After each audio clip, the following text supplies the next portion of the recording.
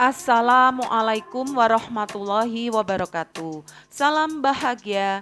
Jumpa lagi dengan saya Wiwi Khowiyatul Islamiyah SPD, calon guru penggerak angkatan 7 Kabupaten Mojokerto dari TK Kartika 933 Jalan Mayangkara Yoni Para Rider 503 Kecamatan Mojosari Kabupaten Mojokerto. Pada kesempatan kali ini saya akan memaparkan koneksi antar materi modul 2.3 Kucing untuk supervisi akademik. Dalam pendidikan guru penggerak, saya sebagai calon guru penggerak dibimbing oleh fasilitator dan pengajar praktik. Perkenalkan, beliau berdua adalah Bapak Dr. Andes Supai MPD dan Bapak Ngengel Dayoh Nindra Sono SPD.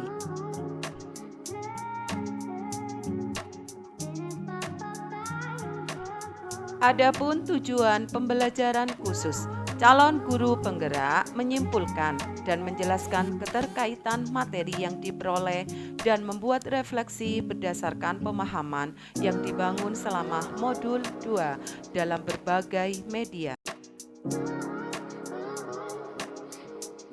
Maka saya akan merefleksi materi pembelajaran modul 2.3. Coaching, sebuah proses kolaborasi yang berfokus pada solusi, berorientasi pada hasil dan sistematis, di mana coach memfasilitasi peningkatan atas performa kerja, pengalaman hidup, pembelajaran diri, dan pertumbuhan pribadi dari coaching. Paradigma berpikir coaching di antaranya 1. Fokus pada kunci yang akan dikembangkan. 2. Bersikap terbuka dan ingin tahu. 3. Memiliki kesadaran diri yang kuat. 4. Mampu melihat peluang baru dan masa depan.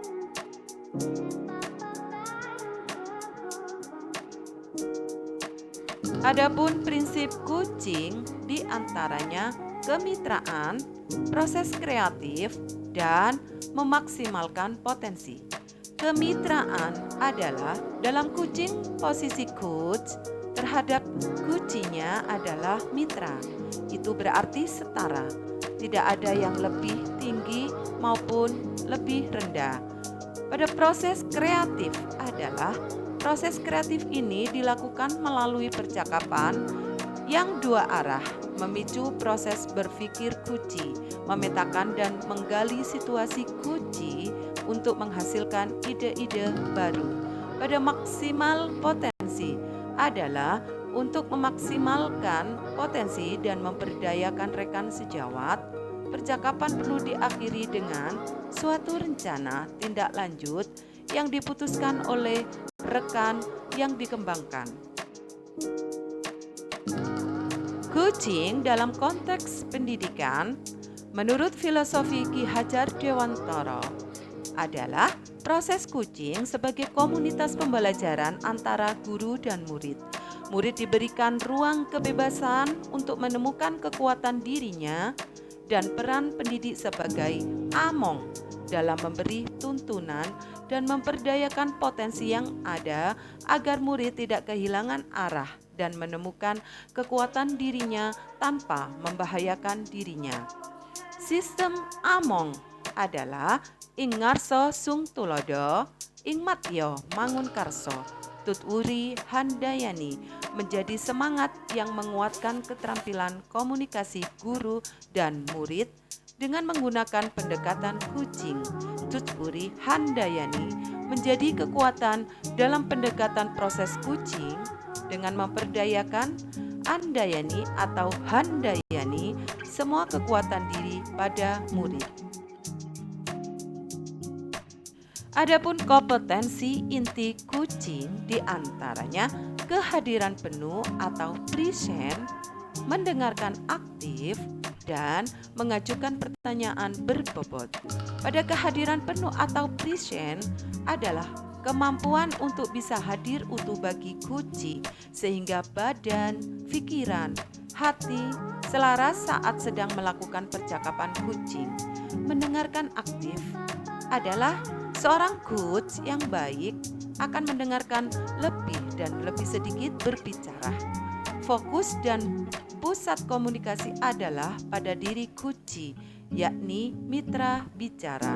Pada mengajukan pertanyaan berbobot adalah pertanyaan yang diajukan dapat mengunggah orang untuk berpikir, menstimulasi pemikiran kucing, memunculkan hal-hal baru, mengungkapkan emosi.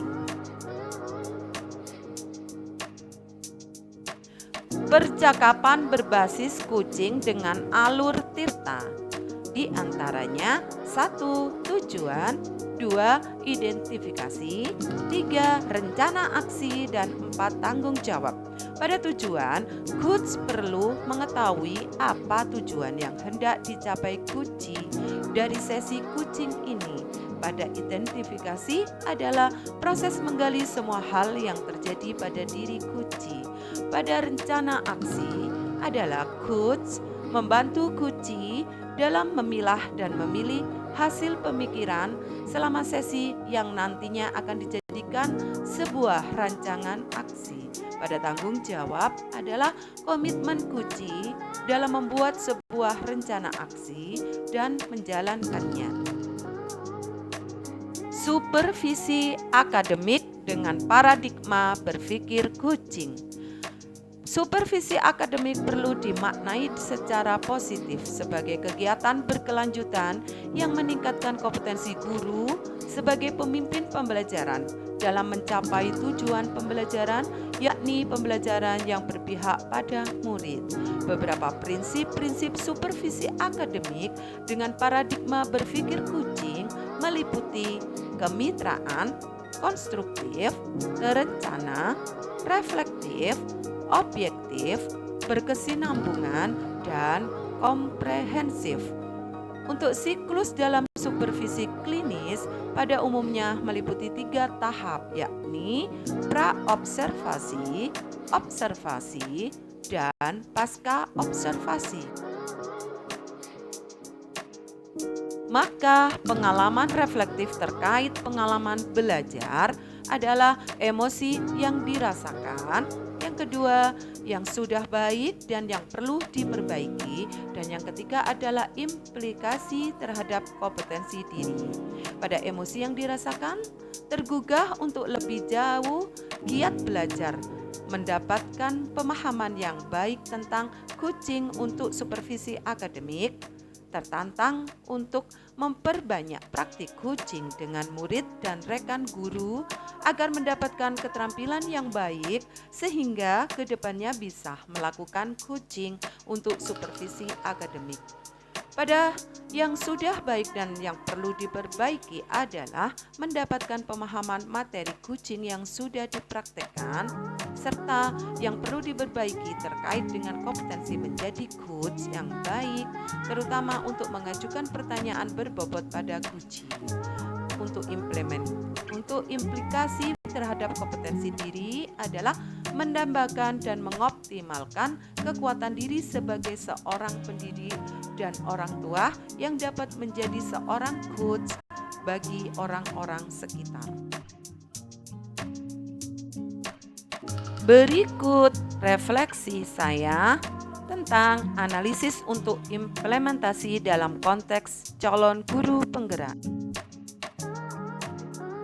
Analisis terkait topik modul 2.3.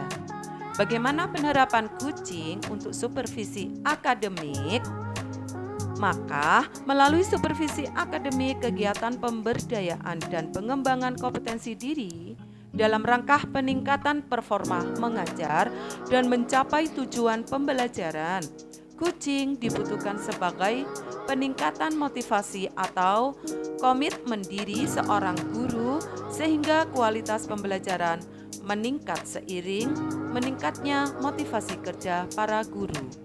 Pada kucing sebagai kompetensi membangun kemitraan, maka kemitraan dalam menjalani proses kucing dapat terbangun dan membuka peluang akselerasi kesabaran dan mendorong tindakan aksi manakala dilandasi kepercayaan Gucci kepada coach.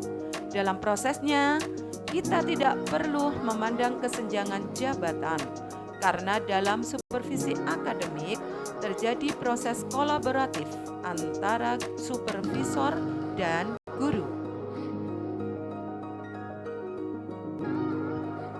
Analisis terkait topik modul 2.3. Apa tantangan implementasi coaching di sekolah? Seringkali supervisi akademik dilihat sebagai proses yang bersifat satu arah, apalagi jika supervisi akademik ini hanya terjadi 1 tahun sekali menjelang akhir tahun pelajaran. Supervisi menjadi sebuah tagihan atau kewajiban para pemimpin sekolah dalam tanggung jawabnya mengevaluasi para tenaga pendidik. Bagaimana alternatif solusi untuk tantangan yang ada? Pada proses coaching, seorang coach lebih menekankan menjadi seorang pendengar aktif dengan sedikit mendominasi pembicaraan. Seorang coach hanya melontarkan beberapa pertanyaan yang merangsang ide melalui jawaban dari seorang coachee. Dibutuhkan sebuah keterampilan berkomunikasi yang lebih untuk melakukan coaching, sebab dalam coaching lebih menekankan temuan komitmen untuk menyelesaikan masalah sehingga pada masa depan dapat lebih baik.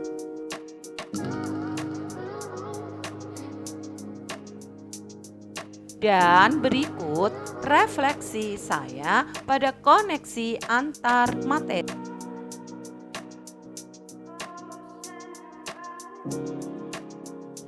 Pada modul 2.3, coaching untuk supervisi akademik.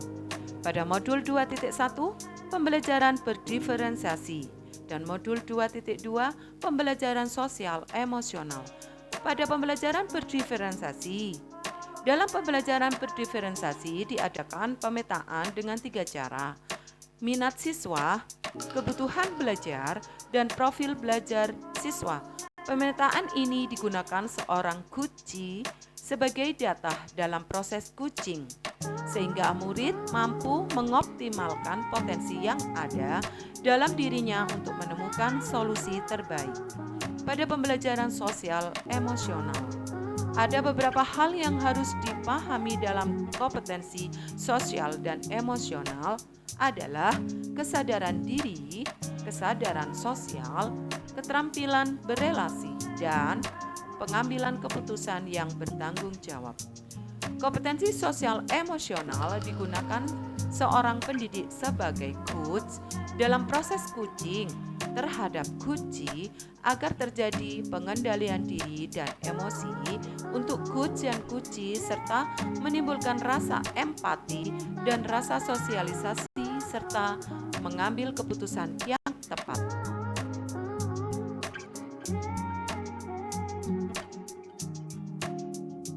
Maka peran sebagai seorang coachee sekolah dan keterkaitannya dengan materi sebelumnya di paket modul 2, yaitu pembelajaran berdiferensiasi dan pembelajaran sosial dan emosional. Berikut refleksi saya di dalam kompetensi coaching dan Tirta sebagai alur percakapan coaching mewajibkan kita sebagai coach untuk dapat melakukan kehadiran penuh, salah satunya dengan kegiatan STOP dan mindfulness listening yang telah kita pelajari di modul 2.2, pembelajaran sosial dan emosional. Salah satu prinsip coaching adalah memaksimalkan potensi dan memberdayakan rekan sejawat. Percakapan perlu diakhiri dengan suatu rencana tindak lanjut yang diputuskan oleh rekan yang dikembangkan, yang paling besar kemungkinan berhasilnya. Karena potensi coach beragam, maka keterampilan sosial emosional coach diperlukan untuk memaksimalkan potensi coachee.